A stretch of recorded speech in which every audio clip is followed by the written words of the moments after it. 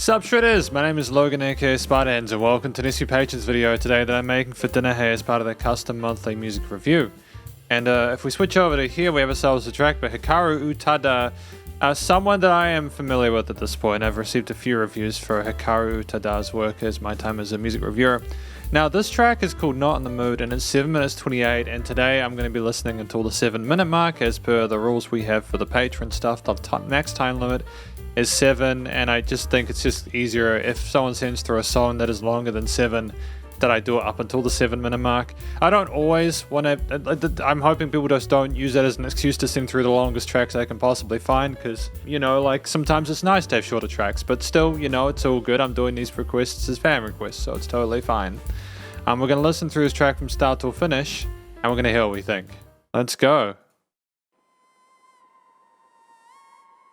I'm liking the quality of the synth production. I think that's great.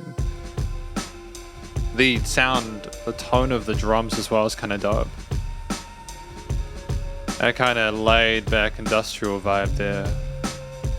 Oh no, it's more hip-hop-ish, isn't it?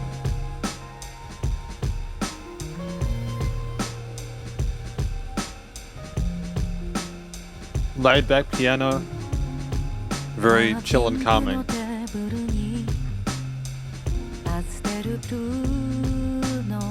It's nice to have the double bass rolling along with Hikaru. Oh, nice flourish of a synth as well. I thought that was my headphones in, having a moment where they kind of crapped out, but no, apparently not, we're fine.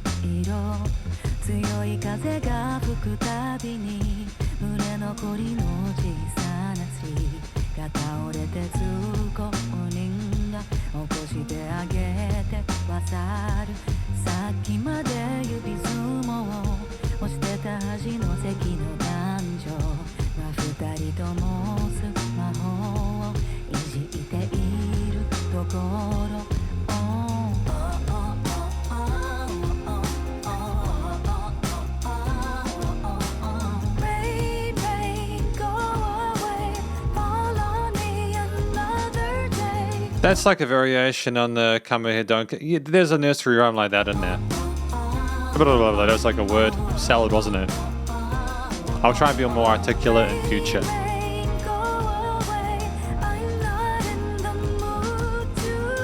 The very gentle harmonies as well are kind of supportive of her not being in the mood, you know? Really pretty vocal melodies here, kind of flutter about in the ether. Just got Nushka here. Hey, no. Hey, yo.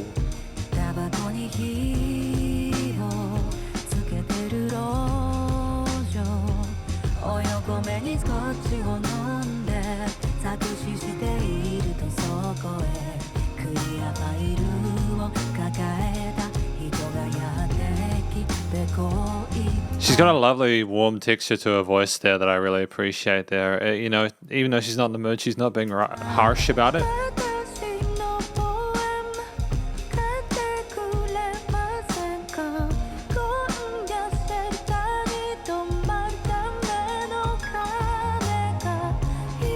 But I think if that had an electric bass or like a synth bass, it wouldn't have been nearly as grounding as the double bass is. I think that was a really good choice in terms of textures.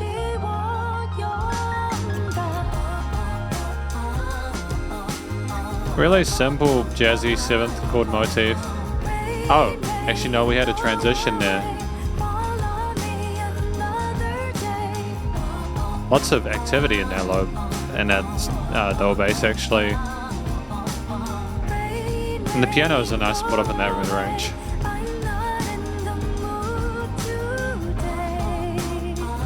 Even though there's like a call and response between the you know, those parts, and even though there's a call and response between that and Hikaru in the center, it's still relatively minimalist and conservative in comparison to a lot of the other elements that we have in the mix.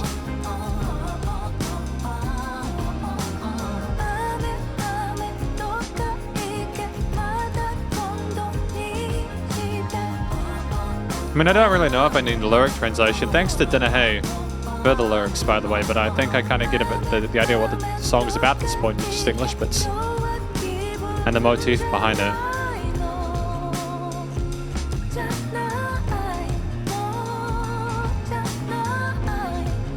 I can read a little bit of Japanese, janai. Like, I recognize the symbols. I'm not necessarily sure about what the words mean, though.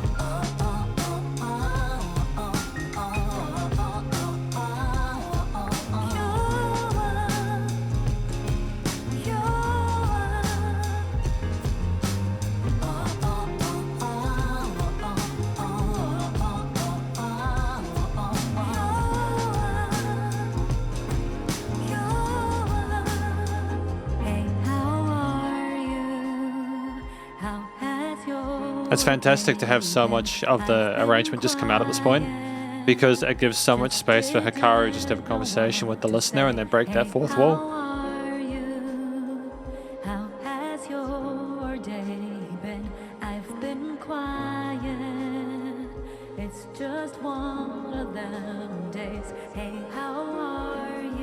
It's just one of them days. Now that's an interesting use of phrase there. That's something that a very confident English speaker would use. That's not academic English right there. One of them days. That's not the right term for that, but it's like deliberate. It's more casual, you know?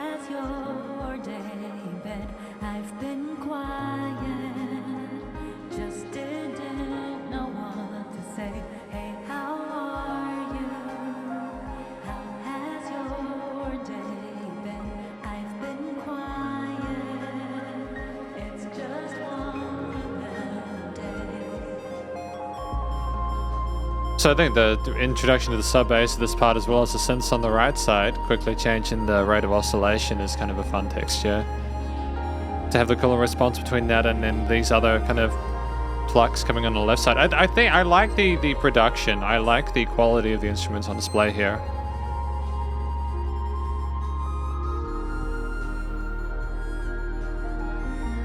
I think that when you've got a singer like Hikaru Utada, who's clearly very comfortable with hidden chest voice and all that, you need to not only have, you know, catchy progressions and a solid kind of groove, but you also need to go beyond that and find some sort of extension that's more than what you've given before, and that can be very difficult.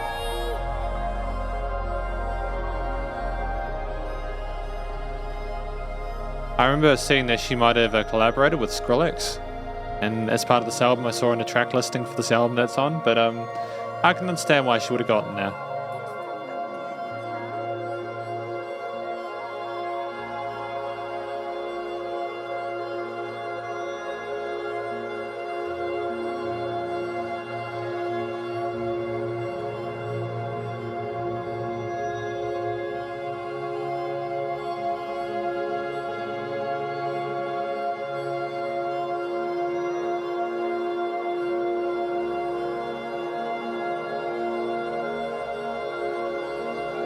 I mean, like, it's very atmospheric, isn't it? It's low-key overwhelming. Although it's great to have the drums back come in to kind of like cleanse the palate a little bit.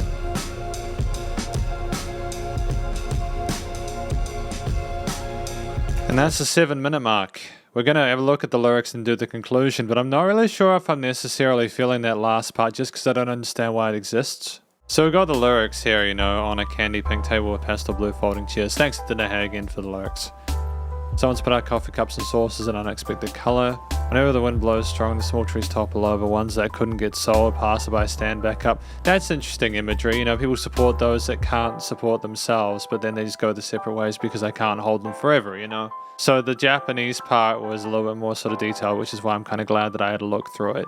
I think that was great. Won't you buy my poem? I need some money to consider shelter tonight. I held a bill for my lower wallet and read the verse I got. Oh man, that's an interesting contrast between someone who can barely afford to live. And then they read the verse that I got, their poem, which says literally, it's not just that they feel bad.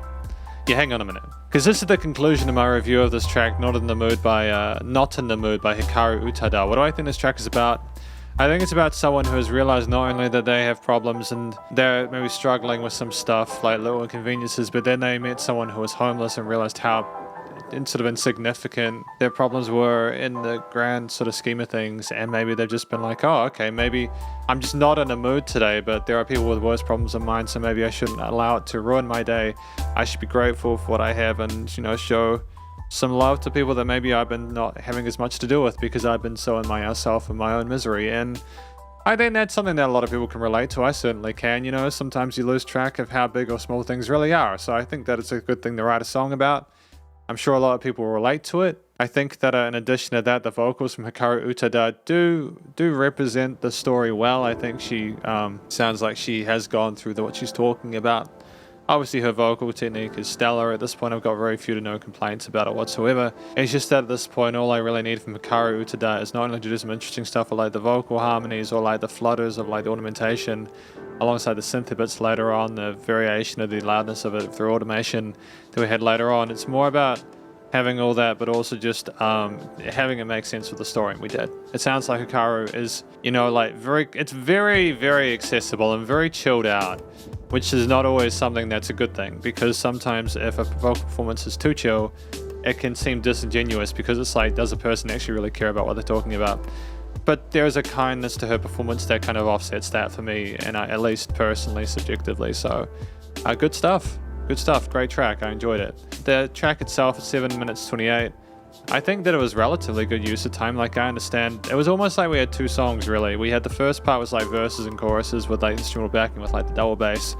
Some of the sort of guitar parts, piano, synths, key, you know, we had a lot of different elements there, the pads, etc. And it was very colorful, and it was like a little painting with lots of different colors splashing throughout. I enjoyed that first half of the track a lot. I thought that it made sense. Everything flowed seamlessly between one another, and there were no weird textures. In fact, I liked the crispness and the studio production, but also just the tone of the instruments so much that it was a personal highlight for me. Then the second half of the track, I think it was more just a kind of victory lap, when you had written a really good song, we were just kind of allowing the instrumental section just kind of filter its way out and kind of make its way into our headphones. And to be fair, I think when the drums did come in at the end as the day goes on, etc., I think that was a smart move. I have lots of love for having the drums come back in the end. I think that if you just had the synths than what we had before the drums, it would have just been a little bit too sort of monotonous, despite the polyphonic nature of things. And I'm glad that we had the insight to change it for the last 45 seconds. I'm not sure what the last 45 seconds is, because I didn't listen to it. And obviously, if you want to listen to it, you can go find this song. The link's in the description of the video.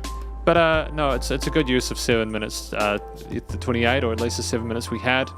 And I look forward to seeing what Hikaru Utada does in future. The theme itself, I mean, I haven't really spoken too much about the instruments. There was a beat, like an 8th note beat with 16th chops on the drums. The bass line was explorative within the low notes, had a great texture to it, and it explored the fretboard a little bit. The synths were sparkly and all crisp, all up in the mid to high ranges there. The piano was extending those chords on the low and high with a bit of dancing around the right-hand melodies. There were some strummed guitar parts as well, which were a nice little mid-range texture to flesh things out. And yeah, you know, there was other parts there that played sub-layers, and I think that was really, really good.